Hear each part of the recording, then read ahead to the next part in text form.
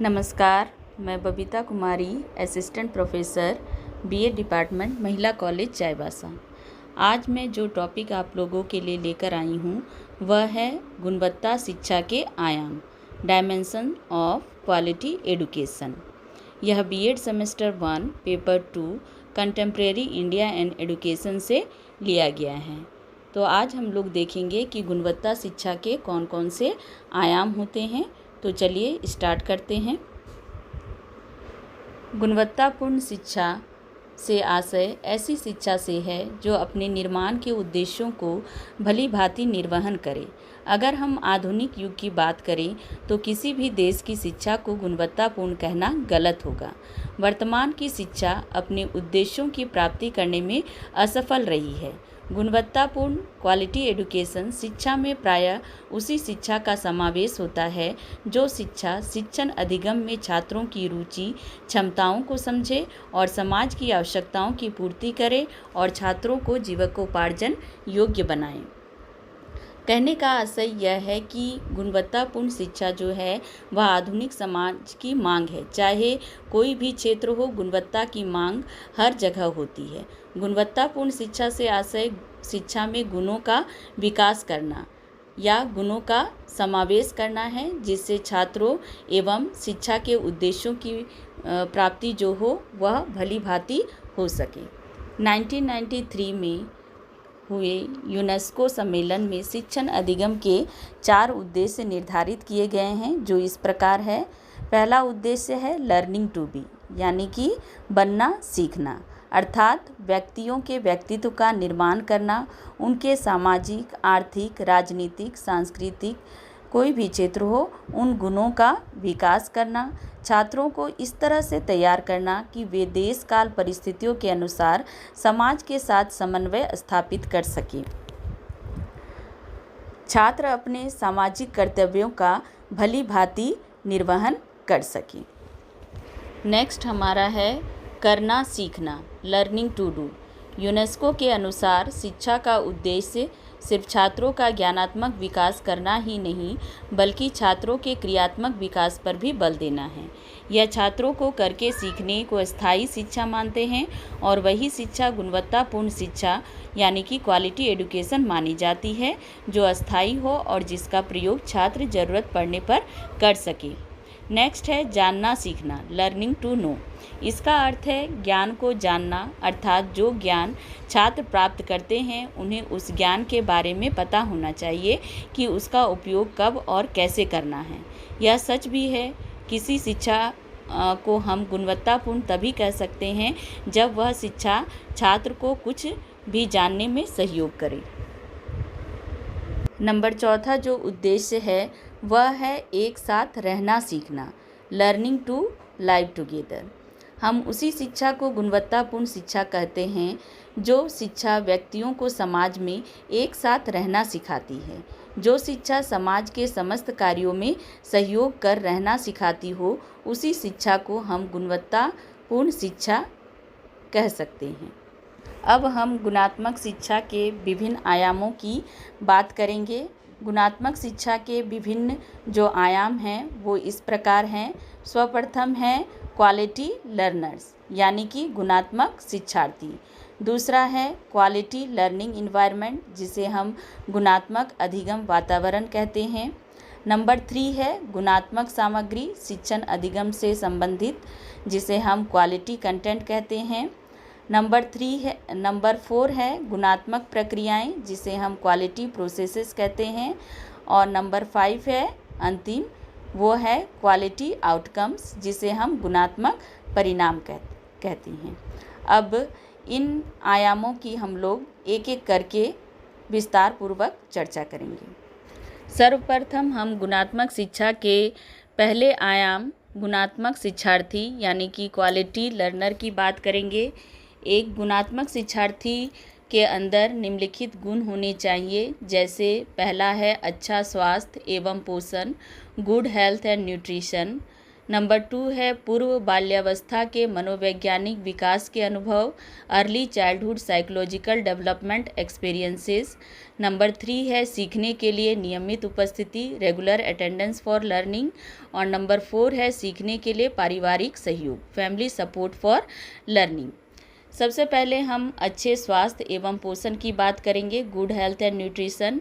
एक गुणात्मक शिक्षार्थी जो होता है उसे शारीरिक रूप से स्वस्थ होना चाहिए, क्योंकि शारीरिक रूप से अगर बच्चे स्वस्थ रहते हैं तो बच्चे अच्छी तरह से सीख पाते हैं।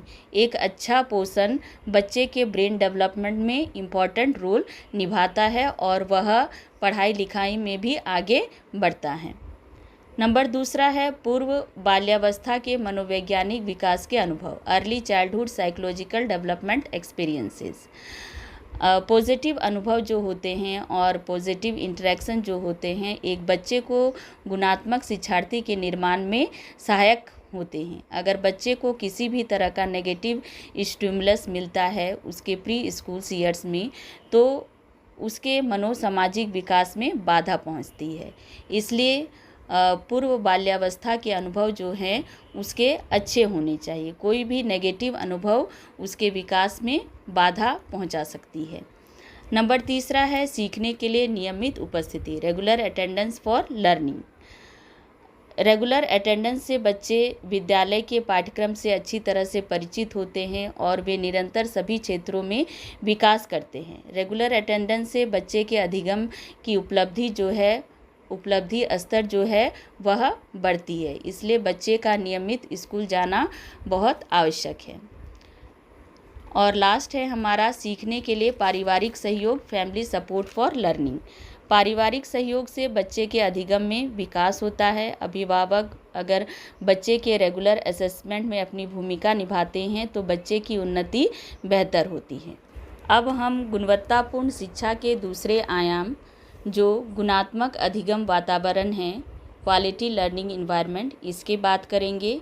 इसके अंतर्गत 2 तत्व आते हैं, एक भौतिक तत्व जिसे हम फिजिकल एलिमेंट्स कहते हैं और दूसरा तत्व है मनोसामाजिक तत्व जिसे हम साइको सोशल एलिमेंट्स कहते हैं। भौतिक तत्व के अंतर्गत विद्यालयी सुविधाएं आती हैं, स्कूल फैसिलिटीज़, और इसके अंतर्गत कक्षा का आकार भी आता है जिसे हम क्लास साइज कहते हैं। मनोसामाजिक तत्व में साइको सोशल एलिमेंट्स आते हैं। साइको सोशल एलिमेंट्स जैसे कि विद्यालय का शांत एवं सुरक्षात्मक वातावरण, peaceful and safe environment. Number 2 में है शिक्षकों का व्यवहार, टीचर्स बिहेवियर। नंबर 3 है विद्यालय के प्रभावशाली अनुशासन नीतियाँ, इफ़ेक्टिव स्कूल डिसिप्लिन पॉलिसीज़। और नंबर 4 है अहिंसा, नॉन वायलेंस। सबसे पहले हम भौतिक तत्व की बात करेंगे, फिजिकल एलिमेंट की, जिसमें विद्यालय की जितनी भी भौतिक सुविधाएं हैं इसके अंतर्गत आती हैं। जैसे कक्षा मॉडर्न वे में है या नहीं, वेल इक्विप्ड बिल्डिंग है या नहीं, कक्षा के अंदर हवा प्रवेश करती है या नहीं, क्लासरूम्स है ना नहीं, स्टडी रूम्स है ना नहीं, ऑफिसेस, टॉयलेट रूम्स, वाटर और इलेक्ट्रिक सर्विसेज, ये सब सारी सुविधाएं विद्यालय के अंदर है या नहीं। इसके अतिरिक्त लाइब्रेरी है या नहीं, लेबोरेटरीज है या नहीं, सारे सुविधाएं जो हैं इसके अंतर्गत आ जाती हैं। नंबर 2 है हमारा कक्षा का आकार।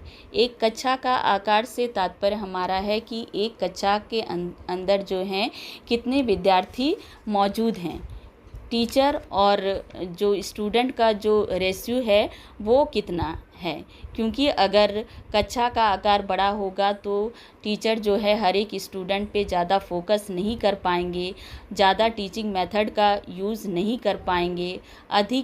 अगर कक्षा में अगर अधिक बच्चे रहेंगे तो बहुत ही शोर शराबा होगा, जिससे कि डिस्ट्रैक्शन होगा, टीचर का फोकस जो है बच्चे के ऊपर नहीं जाएगा और स्टूडेंट जो है अच्छे से नहीं सीख पाएंगे। इसलिए कक्षा का आकार भी छोटा होना चाहिए।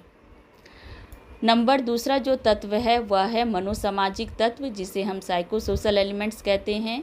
इसके अंतर्गत विद्यालय का जो वातावरण होना चाहिए वह शांत एवं सुरक्षात्मक वातावरण होना चाहिए, स्पेशली फॉर गर्ल्स। अगर सुरक्षात्मक वातावरण, शांत वातावरण होता है तो बच्चे अच्छी तरह से सीख पाते हैं, उनके लर्निंग में कोई भी बाधा नहीं पहुंचती है। शिक्षकों का व्यवहार बच्चों के लिए किस प्रकार का है, वो सभी बच्चों को समान दृष्टि से देखते हैं ना नहीं हैं, और वो सभी बच्चों को एक जैसा ट्रीट करते हैं या नहीं हैं, फ्रेंडली बिहेवियर करते हैं या नहीं हैं। नेक्स्ट है हमारा विद्यालय के प्रभावशाली अनुशासन नीतियाँ। प्रभावशाली अनुशासन नीतियाँ, इसका तात्पर्य यह है कि स्कूल में जो भी डिसिप्लिन है वो सब पर एक समान है या नहीं है, न सिर्फ बना दिए गए हैं उसका पालन नहीं होता है, क्योंकि विदाउट डिसिप्लिन जो है बच्चे अच्छे से अधिगम नहीं कर पाएंगे, उनके पढ़ाई में बाधा पहुंचेगी। नेक्स्ट है अहिंसा। विद्यालय का जो वातावरण होना चाहिए अहिंसात्मक होना चाहिए, कोई भी हिंसा नहीं होना चाहिए, कोई भी डिस्प्यूट्स नहीं होना चाहिए, जिससे बच्चे का ध्यान जो है पढ़ाई के अलावा दूसरे चीज़ों में जाए। इसलिए विद्यालय का जो वातावरण होना चाहिए वो अहिंसात्मक होना चाहिए। अब हम गुणात्मक शिक्षा के तीसरे आयाम जो कि क्वालिटी कंटेंट है, गुणात्मक सामग्री, उसके बारे में बात करेंगे। क्वालिटी कंटेंट का तात्पर्य यहाँ पे विद्यालयी पाठ्यक्रम से है। विद्यालयी पाठ्यक्रम कैसा होना चाहिए, कैसा नहीं होना चाहिए, इसके बारे में हम लोग बात करेंगे। नंबर 1 है छात्र केंद्रित, गैर भेदभावपूर्ण, मानक आधारित पाठ्यक्रम संरचना, student centred, non discriminatory, standard based curriculum structure. यहाँ पे स्टूडेंट सेंटर्ड कहने का मतलब यह है कि पाठ्यक्रम जो भी हो वह छात्र को ध्यान में रखकर बनाया जाए और उसमें ज्ञान के सभी क्षेत्रों का वर्णन हो। अध्ययन में आने वाली समस्याओं का निराकरण छात्र जो हैं स्वयं खुद कर सके और उनके लिए वह ज्ञानवर्धक हो। पाठ्यक्रम जो है उसे इंडिविजुअल डिफरेंस यानी कि व्यक्तिगत विभिन्नता को ध्यान में रखकर बनाया गया हो। नंबर 2 है स्थानीय एवं राष्ट्रीय तथ्यों की विशेषता, uniqueness of local and national content. विद्यालय पाठ्यक्रम में स्थानीय एवं राष्ट्रीय मूल्यों का समावेशन होना अति आवश्यक है, जिससे बच्चे अपने स्थानीयता एवं राष्ट्रीय मूल्यों को अपने अंदर समाहित कर सकें। नंबर 3 है जीवन कौशल, लाइफ स्किल। पाठ्यक्रम को बच्चों के जो एटीट्यूड है, मूल्य हैं, उनके वैल्यूज़ जो हैं, उनके जो बिहेवियर हैं, व्यवहार है, उसको परिवर्तित करने वाला होना चाहिए, जिससे वे अपने आने वाले जीवन में प्रगति कर सकें। नंबर 4 है शांति शिक्षा, पीस एडुकेशन। पीस एडुकेशन भी करिकुलम का हिस्सा होना चाहिए, जिससे बच्चे अगर कोई भी कॉन्फ्लिक्ट हो विद्यालय के अंदर तो उसको पीसफुली मतलब शांतिपूर्ण तरीके से उसको हैंडल कर सके जब भी कुछ भी इस तरह का डिस्प्यूट अराइज हो। गुणात्मक शिक्षा का चौथा आयाम जो है वह है गुणात्मक प्रक्रियाएं, क्वालिटी प्रोसेसेस। इसके अंतर्गत प्रशिक्षित शिक्षकों के द्वारा छात्र केंद्रित शिक्षण विधि का प्रयोग करके शिक्षक जो हैं कक्षा को वेल मैनेज्ड करते हैं और बच्चों का आकलन करके उनके जो अधिगम है उसको बढ़ाते हैं। शिक्षा की जो गुणवत्ता है मुख्य रूप से निम्नलिखित 4 चीज़ों पर निर्भर करती है। पहला है शिक्षकों का प्रशिक्षण, टीचर्स ट्रेनिंग। नंबर 2 है आधारभूत संरचना। नंबर 3 है छात्र शिक्षक अनुपात, पीपल टीचर रेशियो। और नंबर 4 है पाठ्यक्रम सामग्री। इसके अंतर्गत आधारभूत संरचना और छात्र शिक्षक अनुपात के विषय में मैंने पहले ही आपको बता दिया है। और पाठ्यक्रम सामग्री के अंतर्गत जो भी टीचिंग लर्निंग प्रोसेस में जो सहायक सामग्री होती है, चाहे वो ब्लैक बोर्ड हो, डस्टर हो, टेक्स्ट बुक हो, चाहे कोई ऑडियो विजुअल एड्स हो, इसके अंतर्गत आती है। इस डायग्राम के थ्रू हम देख रहे हैं कि टीचर्स को जो है 4 भाग में कैटेगराइज किया गया है। शिक्षकों की अगर प्रशिक्षण की बात करें तो उन्हें सेवा के पूर्व भी प्रशिक्षण प्राप्त होता है और सेवाकालीन भी उन्हें उनके व्यावसायिक विकास हेतु प्रशिक्षण लेना आवश्यक होता है। प्री सर्विस ट्रेनिंग की बात करें तो इसके तहत जो है टीचर्स अपने आप को तैयार करता है कि किस तरह से क्लासरूम में टीचिंग लर्निंग प्रोसेस का काम करना है, उन्हें ट्रेनिंग दी जाती है। और ऑनगोइंग प्रोफेशनल डेवलपमेंट के तहत जो है पूर्व शिक्षाकालीन पूर्व सेवाकालीन शिक्षा के दौरान जो कमियां उत्पन्न हुई है उसको दूर करने हेतु जो है ऑनगोइंग प्रोफेशनल डेवलपमेंट उन्हें प्राप्त होता है। वे टीचर जो है नए ज्ञान एवं क्रियाओं से अवगत होते हैं। विभिन्न तरह के सेमिनार, वर्कशॉप, कॉन्फ्रेंसेस को अटेंड करके इससे क्या होता है कि इससे बच्चों की उपलब्धि में डायरेक्ट इम्पैक्ट पड़ता है। नेक्स्ट है continuing support for student centred learning. इसके तहत बच्चे क्या सीख रहे हैं, कैसे सीख रहे हैं, इससे शिक्षकों को अवगत रहना चाहिए। उन्हें ऐसे इंस्ट्रक्शन देने चाहिए जिससे वे छात्रों के अभिवृद्धि मीन्स एटीट्यूड, मूल्यों, कौशलों एवं ज्ञान में वृद्धि कर सकें। नेक्स्ट है टीचर्स फीडबैक मैकेनिज़्म। एक जो अच्छा टीचर होता है वो हमेशा जो है अच्छी तरह से मूल्यांकन एवं आकलन करना जानता है। वह अपने कामों का भी मूल्यांकन करता है कि मैंने किस तरह से कक्षा में बच्चों को इंस्ट्रक्शन दिया और उसका फल उसे किस प्रकार से प्राप्त हुआ। वह हमेशा बच्चों का असेसमेंट करता है ताकि वह जान पाता है कि उसने जो पढ़ाया है वो इफ़ेक्टिव है या नहीं है। अब हम गुणात्मक शिक्षा के अंतिम आयाम जो कि गुणात्मक परिणाम क्वालिटी आउटकम्स है उसके बारे में चर्चा करेंगे। जब quality learner, quality teachers, quality learning environment, quality teaching learning process होगी तो निश्चय ही जो परिणाम निकल के आएंगे, जो आउटकम्स निकल के आएंगे वो भी गुणात्मक होंगे। इसके तहत शिक्षार्थी के आत्मविश्वास एवं उसके आजीवन सीखने से संबंधित परिणाम निकलेंगे। नंबर 2 स्वास्थ्य से संबंधित परिणाम निकलेंगे। छात्र जो होंगे फिजिकली मेंटली जो हैं स्वस्थ होंगे। छात्र की उपलब्धि से संबंधित परिणाम निकलेंगे। छात्र की उपलब्धि जो है अच्छी निकल के आएगी।